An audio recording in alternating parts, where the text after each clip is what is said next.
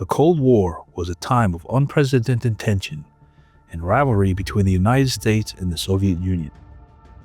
What began as a political and ideological struggle after World War II quickly escalated into a global standoff, marked by an arms race, proxy wars, and the ever-present shadow of nuclear annihilation.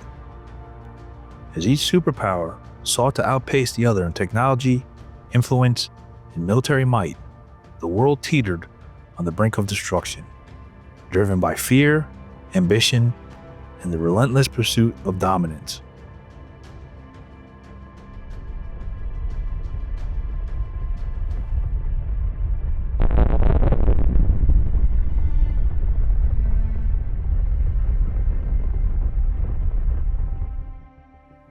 Then, on July 9th, 1962, humanity lit up the heavens in a way never seen before.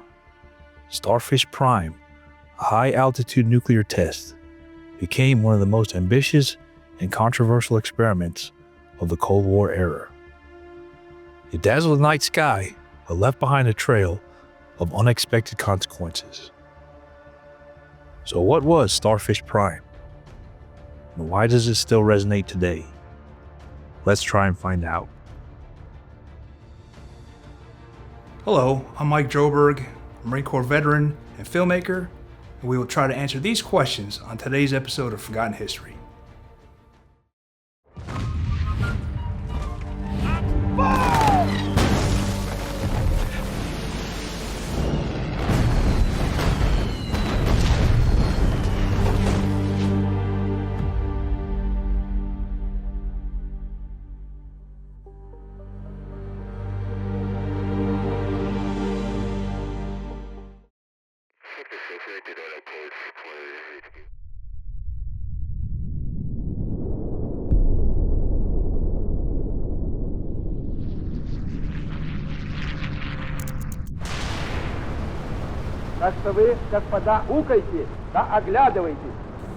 As an attack by the Soviet Union on the United States. The early 1960s were marked by intense rivalry between the United States and the Soviet Union. Both nations were locked in a nuclear arms race, pushing the limits of science and technology. Meanwhile, the US sought to understand the effects of nuclear weapons in space. Could they serve as a missile shield or disrupt enemy communications? High-altitude nuclear tests were designed to study how nuclear explosions behaved and affected the environment when detonated far above the Earth's surface. These tests differ significantly from the more familiar ground-level or underwater nuclear detonations.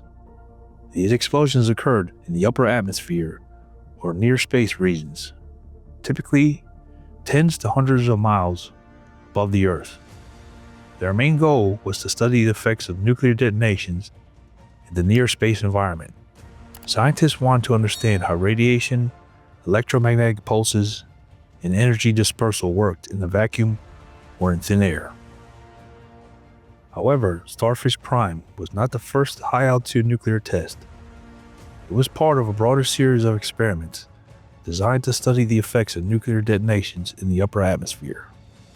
Here's a quick overview of key tests that paved the way.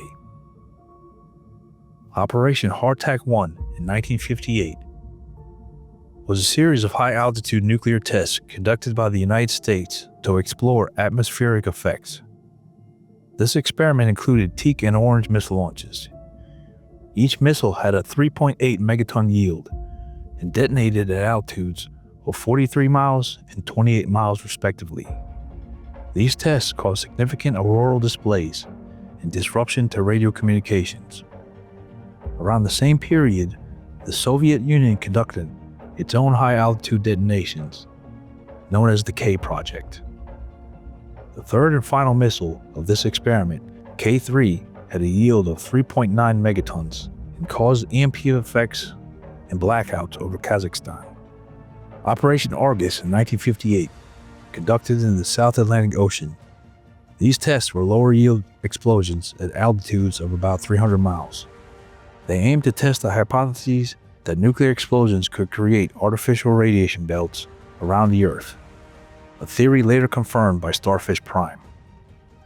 The Johnson Atoll tests in 1962 was conducted in the months before Starfish Prime. Smaller detonations at Johnson Atoll were used to refine the technology and data collection methods for the high-altitude nuclear experiments. These earlier tests provided critical insights into the interaction of nuclear explosions with the Earth's atmosphere and magnetosphere. However, they also exposed the dangers of EMPs and long-lasting radiation effects, setting the stage for the more ambitious Starfish Prime test.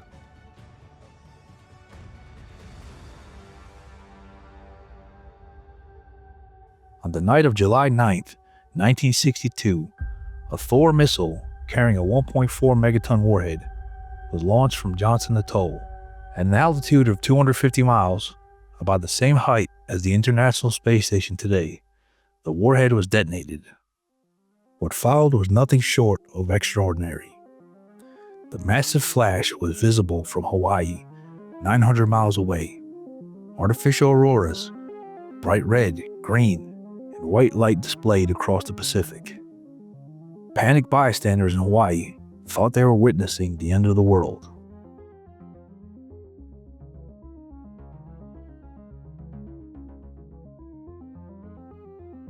But Starfish Prime's impact didn't end with just a spectacular light show. The explosion created an electromagnetic pulse that knocked out streetlights and communications in Hawaii over 900 miles away. One of the most unexpected outcomes of Starfish Prime test was the creation of an artificial radiation belt around the Earth. This belt, caused by the release of high-energy particles from the nuclear explosion, lingered for several years and had significant consequences for satellites, space exploration, and the scientific understanding of the Earth's magnetic environment. The Starfish Prime detonation released a massive amount of gamma rays, neutrons, and high-energy electrons into the upper atmosphere and space. These particles interacted with the Earth's magnetic field, becoming trapped in the Van Allen radiation belts, natural occurring zones of charged particles encircling the planet. The explosions added large quantities of artificial radiation to these belts. This created a new, temporary belt of high-energy particles extending from about 1,000 to 1,500 kilometers above the Earth. Also, at least 6 satellites were damaged or destroyed as a direct result of the increased radiation.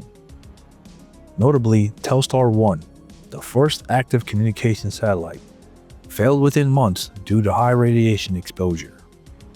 The artificial radiation belt significantly increased the levels of radiation in Earth's magnetosphere. This posed dangers to the future of space missions, as astronauts and spacecraft passing through the region risked exposure to lethal doses of radiation. While some of the high-energy particles dissipated quickly, portions of the artificial belt persisted for several years before gradually emerging back into the natural Van Allen belts or decaying into the atmosphere. The event provided unprecedented data on how Earth's magnetic fields interacts with high-energy particles, deepening our understanding of the Van Allen belts. It highlighted the fragility of near-Earth space and its susceptibility to human activity. The creation of the radiation belt was unplanned, demonstrating how little scientists understood the long-term effects of high-altitude nuclear detonations. High concerns about the environmental and operational risks of such belts contributed to the push for the 1963 Limited Test Ban Treaty, which banned nuclear tests in space, the atmosphere, and underwater. On a positive note, the future of space exploration is poised for a new era of discovery and innovation. As technology advances, we're on the cusp of unlocking the mysteries of distant planets, moons, and even asteroids. Private companies like SpaceX and Blue Origin are driving the charge, aiming to make space travel more accessible and cost-effective, with ambitious plans for human missions to Mars and beyond. Meanwhile, space agencies like NASA continue to push the boundaries with missions to the moon, such as the Artemis program. which aims to establish a sustainable presence on the lunar surface.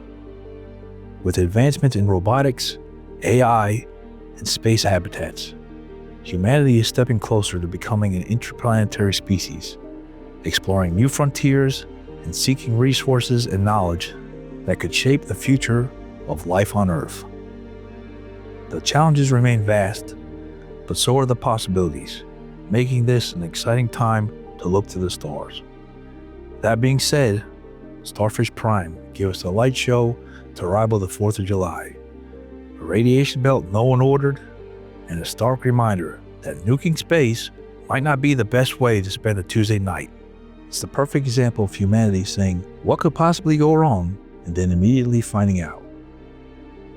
If we've learned anything, it's that playing with nuclear fireworks in the cosmos doesn't just burn our fingers, it messes with the entire damn planet. So let's keep the explosions to Hollywood, shall we? Let us know your thoughts on Starfish Prime in the comments below. Thank you for watching Forgotten History. Please like, share, and subscribe. If you have any comments or show ideas, we'd love to hear from you. Thanks again.